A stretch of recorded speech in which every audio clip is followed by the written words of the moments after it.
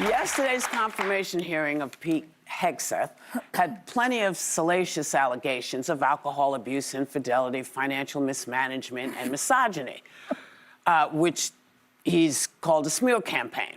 But Senator and combat veteran Tammy Duckworth zeroed in on some of the basic facts about why she says, and we say, he is not fit to serve.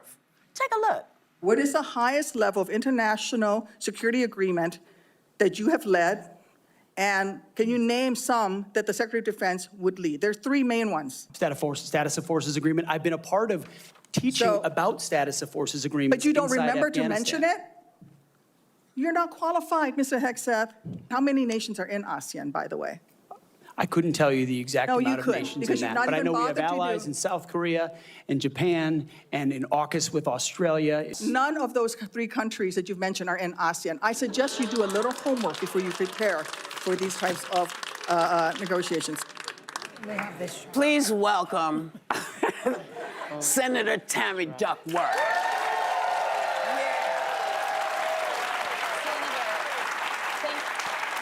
Senator, thank you for being with us. I thought that your questioning was by far the most effective yesterday, and I want to ask you, there was obviously a lot of focus on allegations around sexual misconduct, important issues to raise, but I worry that there may have not been enough focus on what you skillfully highlighted, which is that Pete Hegseth would be the single least qualified person to have ever held the position of Secretary of Defense. Do you think that there should have been a greater focus on that, knowing that in the Trump era, sometimes allegations just don't stick with some? I couldn't agree with you more. And he is a very glib individual. So every time he was asked questions, he flipped the script and talked around it and filibustered and really, basically put women on trial as if we needed to prove that we are good enough to be in combat. Well, the hearing wasn't about whether or not we should lower standards for women or anybody else. The hearing was about him asking us to lower standards for him, and he couldn't answer some of the most basic questions about the role and the job and the duties of the Secretary of Defense, a position that he wants to hold.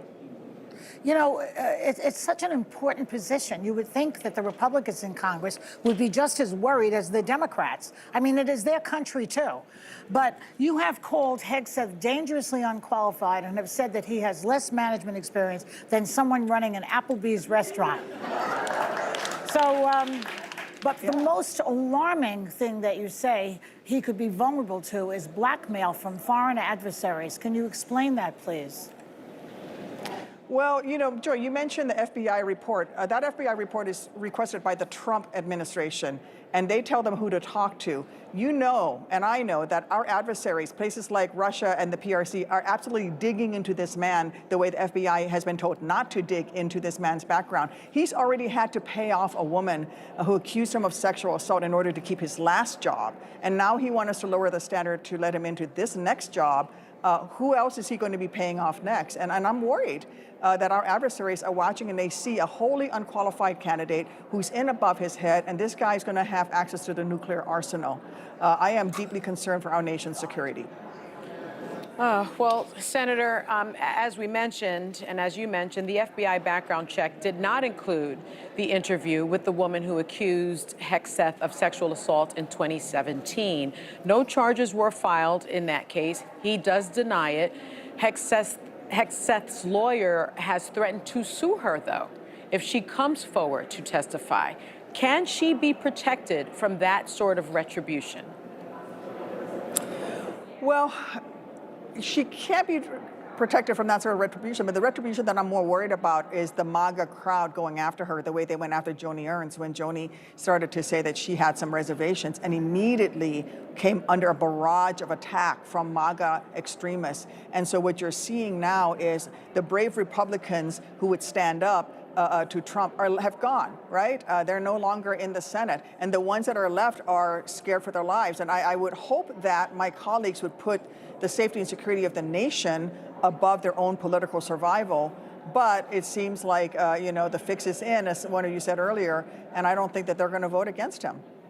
Well, Senator, as recently as November, Hegseth said women shouldn't be in combat, but he has seemingly changed his view after being nominated, saying he supports women serving in combat roles so long as they meet the same standards as men.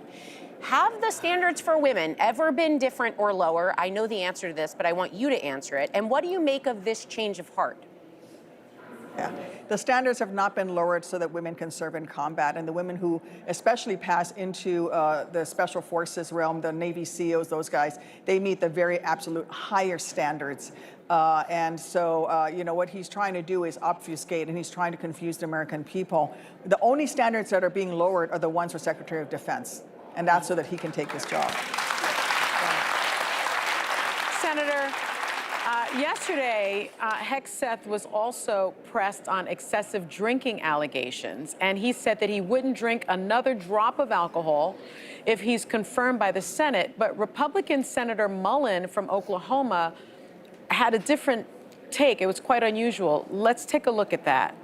The senator from Virginia starts bringing up the fact that what if you showed up drunk to your job? How many senators have showed up drunk to vote at night? Have any of you guys asked them to step down and resign from their job? And don't tell me you haven't seen it, because I know you have. Now, I was unaware that senators showed up drunk to take votes on behalf of their constituents. So what did you make of what he said? And have you seen senators drunk while voting? Well, let me just say that Mark Wayne Mullins is also the gentleman who offered to take his Teamster outside to have a fist fight in a hearing. So not a wise thing to, you know, to challenge a Teamster to, because I think the Teamster would probably win that battle. Listen, this is, again, we got to put the focus back on Hegseth.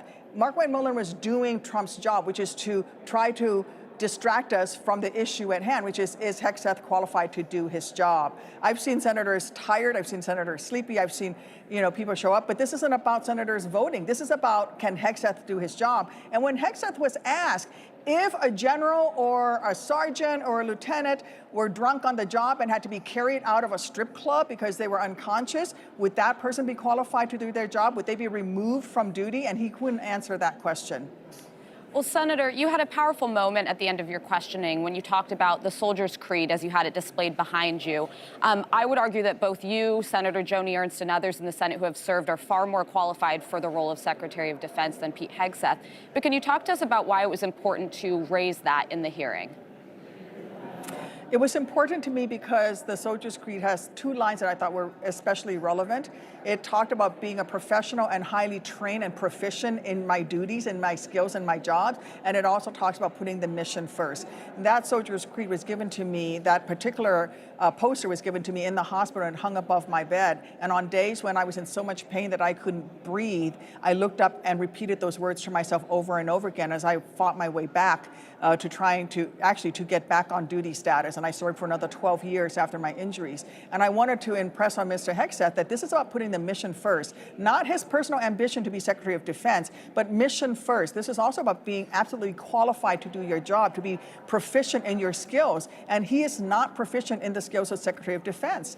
And so I wanted to remind him, you know, you're going to expect our troops to live up to these conditions, but you yourself right now are asking us to lower standards so that you, an unqualified individual, can take the reins of the greatest military on the face of the earth. And I'm not willing to let that happen. And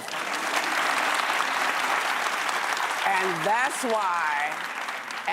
why I am always so glad to see you and listen to what you have to say.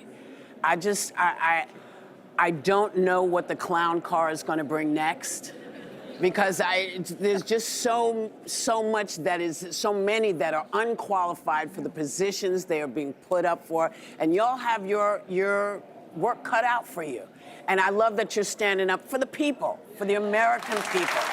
So our thanks to you, Senator Tammy Duckworth.